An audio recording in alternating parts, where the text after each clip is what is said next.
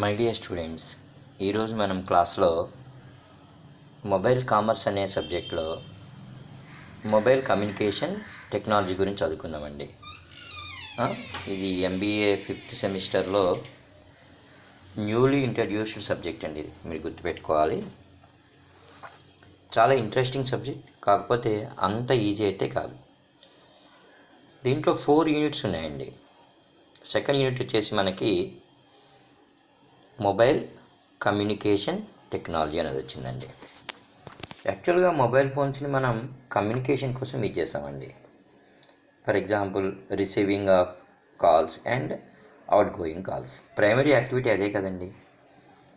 So అదే కాకుండా receiving of short messages and sending of short messages, SMS. అంటే in early 2000 years 2G అనేది మనకి అమల్లోకి వచ్చిందండి. అప్పుడు యాక్చువల్గా 2G టెక్నాలజీ అంటారనమాట. అప్పుడు ఎక్కువ GSM, గ్లోబల్ సిస్టమ్ మొబైల్ అని చెప్పి ఉండేదండి. గ్లోబల్ సిస్టమ్ మొబైల్ కమ్యూనికేషన్ అని చెప్పి, ఇది కూడా శాటిలైట్ సహాయంతోనే పనిచేసేది. కాకపోతే ఏంటంటే ఈ GSM మొబైల్స్ అనేవి కమ్యూనికేషన్ని రిసీవ్ చేసుకోవడానికి, సెండ్ చేయడానికి ఎనేబుల్ అయ్యేవండి ఇవి. దాని తర్వాత CDMA ఫోన్స్ అనేవి వచ్చాయండి. CDMA, okay. సో ఈ CDMAని యాక్చువల్గా ఈ డొకోమో కంపెనీ వాళ్ళు, జపాన్ వాళ్ళు దాన్ని కనుక్కున్నారండి. యాక్చువల్గా ఈ CDMA టెక్నాలజీ ఏమవుతుందంటే అండి, యాక్చువల్గా అది ఒక రకమైనటువంటి నెట్వర్క్ సంబంధించినటువంటి టెక్నాలజీ అనమాట. అది ఆ ఫోన్స్కి మాత్రమే. ఫర్ ఎగ్జాంపుల్ పూర్వము టాటా ఉండేదండి కనెక్షన్. ఇప్పుడు ఎలాగైతే మనకు జియో ఇవన్నీ చెప్తున్నామో అప్పుడు టాటా ఉండేదన్నమాట. అలాగే రిలయన్స్ CDMA కూడా ఉండేది. ఆ ఫోన్స్ కేవలం వాటికే సపోర్ట్ చేస్తాయి. దాంట్లో సిమ్ కార్డు ఉండొచ్చు, సిమ్ కార్డు లేకుండా కూడా ఉండొచ్చు అనమాట. సో ఆ సిగ్నలింగ్ని మాత్రమే అవి కరెక్ట్ చేస్తాయి. దట్ ఈజ్ CDMA అండి. సరే, ఇప్పుడు అదంతా పోయింది. యాక్చువల్గా 2G నుంచి మనం 3Gలోకి వచ్చామండి. థర్డ్ జనరేషన్ టెక్నాలజీస్ అన్నీ కూడా GPRSతో పనిచేస్తాయండి. జనరల్ ప్యాకెట్ రేడియో సర్వీసెస్ అంటారండి. సో ఎప్పుడైతే మనకి GPRS సర్వీసెస్ అనేవి అందుబాటులోకి వచ్చాయో, జనరల్గా మనం SMS రిసీవ్ చేసుకోవచ్చు. ఈమెయిల్ కూడా చూడండి. ఇప్పుడు మీ మొబైల్ని ఆలోచిస్తే మీరు ఈమెయిల్ని రిసీవ్ చేసుకోవచ్చు, ఈమెయిల్ సెండ్ చేయొచ్చు. యాహూ, జీమెయిల్ ఒకటేంటండి బాబు, ఇవన్నీ కూడా మనకి GPRS అంటే జనరల్ ప్యాకెట్ రేడియో సర్వీస్ వచ్చిన తర్వాత అమల్లోకి వచ్చాయండి. అంటే 2Gలో అది కూడా ఒక రివల్యూషనే, నేను కాదన్ను. 1G తర్వాత 2G. సో దాంట్లో ఉన్నటువంటి కొన్ని డ్రాబ్యాక్స్ని ఇది ఓవర్కమ్ చేసింది 3G. మెయిన్ దీంట్లో ఫీచర్ ఏంటంటే ఈమెయిల్. అసలు ఎంత ఆశ్చర్యమో ఒక రోజుల్లో. అయితే మొబైల్లో మనకి ఈమెయిల్ ఓపెన్ కావడం ఏంటి, మన మొబైల్ నుంచి ఈమెయిల్ సెండ్ చేయడం ఏంటి, ఇట్లావన్నీ కూడా.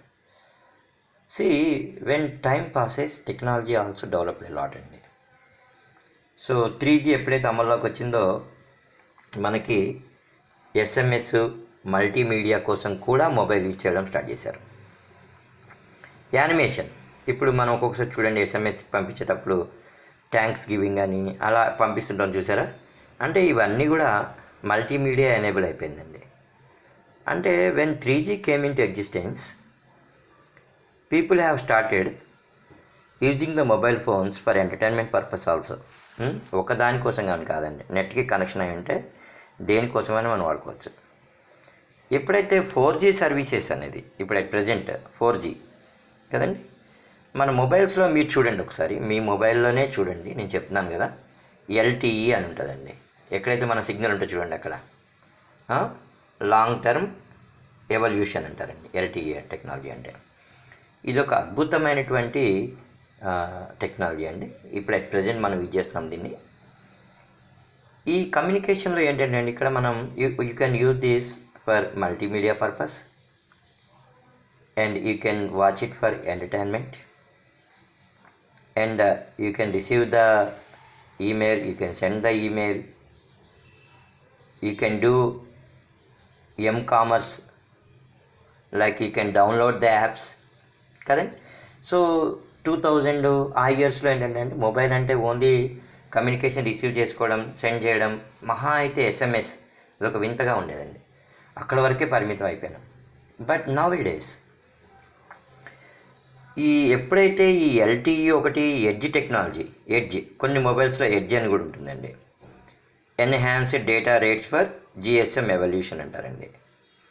సో ఈ జిఎస్ఎమ్, జిపిఆర్ఎస్, జీపీఎస్ కాదండి, GPS is different, I'm saying GPRS, general packet radio services అంటారండి.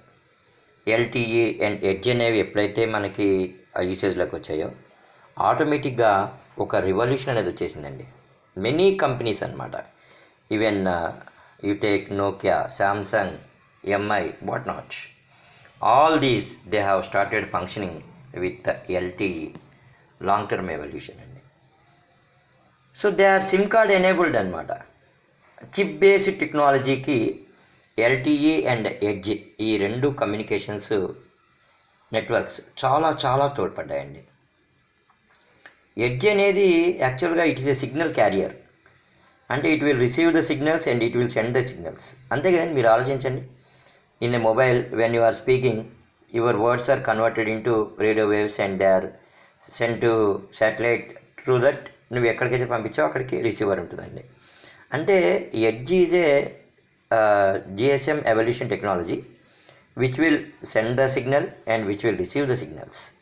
ఒకసారి మనం అంటుంటామండి మొబైల్లో అది సిగ్నల్ రావట్లేదు అని చెప్పి, అంటే మీ మొబైల్ ఒక సిగ్నల్ని రిసీవ్ చేసుకోవడానికి క్యాపబుల్గా ఉంటుందన్నమాట. Okay, this works with high speed mobile data standards. చూడండి, అసలు డేటా మొబైల్లో యూజ్ చేయడం అనేది 2005, 2006 అప్పటి నుంచి స్టార్ట్ అయిందండి. అంతకుముందు ఇంటర్నెట్ అంటే జస్ట్ కంప్యూటర్, ల్యాప్టాప్, ఈ రెండే మనకి మ్యాక్సిమం తెలిసినండి. So now when these technologies like LTE, మీ మొబైల్లో కూడా చూడండి ఎల్టీఈ అని ఉంటుంది, కాకపోతే కొన్నిట్లో ఎడ్జీ టెక్నాలజీ అని ఉంటుంది. ఎడ్జ్కి కొంచెం అడ్వాన్సే ఎల్టీఈ అనమాట. ఓకే, 4Gలో యా జిఎస్ఎం నెట్వర్క్ ఫంక్షన్ చేయడానికి అంటే 3G సర్వీసెస్కి ఎడ్జ్ ఒకటి బాగా తోడ్పడింది. దాని తర్వాత 4Gకి మాత్రం ఎల్టీఈ మనం వాడుతున్నామని ఇప్పుడు. So universal mobile telecommunication system అని చెప్పి ఒకటి ఉందండి, యూఎంటీఎస్ అంటారు అనమాట. దీన్ని WCDMA అని కూడా పిలుస్తారు. సో ఇది సిమ్ కార్డ్ బేస్డ్ సర్వీసెస్ అనమాట యాక్చువల్గా. మీ మొబైల్లో ఒక సిమ్ కార్డ్ ఉంటేనే అది ఎన్క్రిప్టెడ్, అంటే మీరు మాత్రమే డేటా రిసీవ్ చేసుకోగలుగుతారు, మీరు మాత్రమే డేటా సెండ్ చేయగలుగుతారు. అంతే కదండి. సిగ్నల్ ఉండొచ్చు యూనివర్సల్గా, but receiver is there in your phone అనమాట. Means, my dear students, in this particular topic what you have to read is, you have to read about GSM, you have to read about GPRS, you have to read about Edge, LTE and WCDMA. These are the mobile communication technologies which widely used అనమాట ఇవన్నీ కూడా. అంతేకాకుండా అండి ఇంకా various kinds of devices గురించి మీరు చదువుకోవాలండి. ఒకటి vehicle mounted devices అని ఉన్నాయండి. వెహికల్ మౌంటెడ్ డివైజెస్ అంటే ఒక వెహికల్కి ఫిక్స్ అయినటువంటి మొబైల్ కమ్యూనికేషన్ టెక్నాలజీ అనమాట. లైక్ మనం చూస్తుంటాం మొబైల్ వ్యాన్స్ ఉంటాయి కొన్ని, maybe police people are using some kind of mobile vans, there radio signalling వ్యవస్థ ఒకటి ఉంటుందండి. సిమిలర్లీ కంపెనీస్లో మనకి పెద్ద పెద్ద మిషనరీ ఉన్నప్పుడు దాని మూమెంట్స్ని కంట్రోల్ చేయడం కోసం కంప్యూటర్ బేస్డ్ ఉంటుందండి. అంతెందుకు, యువర్ వెహికల్ బ్యాక్ తీయడానికి ఒక కంప్యూటర్ బేస్డ్ టెక్నాలజీతో వెనక వైపు ఏమున్నాయో మీకు ముందు కనిపిస్తుంటాయండి. So whatever it may be, any device which is fixed to a vehicle ఈ set to be vehicle mounted device అండి. దీస్ వెహికల్ మౌంటెడ్ డివైస్ అనేవి ఏ సిచ్యువేషన్లోనైనా పనిచేస్తాయండి.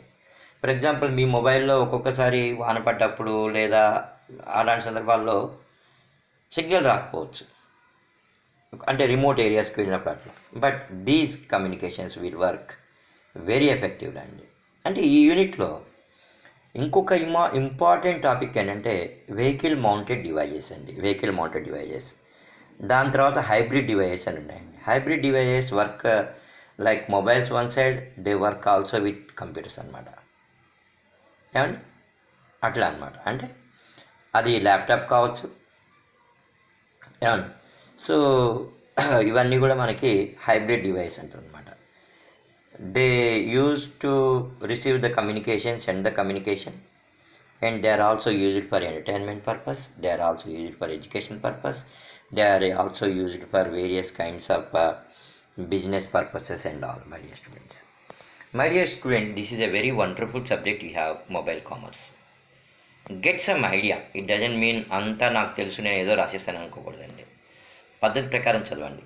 ఎట్ ఏ గ్లాన్స్ ఈరోజు నేను చెప్పిన దాంట్లో మీకు చెప్తున్నాను. నేను ఈరోజు ఏం చెప్పానంటే just I said about GSM, GPRS and Edge and LTE and WCDMA. In coming classes, let us discuss about Wi-Fi. Okay? Thank you, my dear students. Thank you for listening. Make use of the valuable classes, my dear students. Why I am saying means very few people are teaching this subject in YouTube, and I am also one of them. Kindly do subscribe to my channel for more and more classes.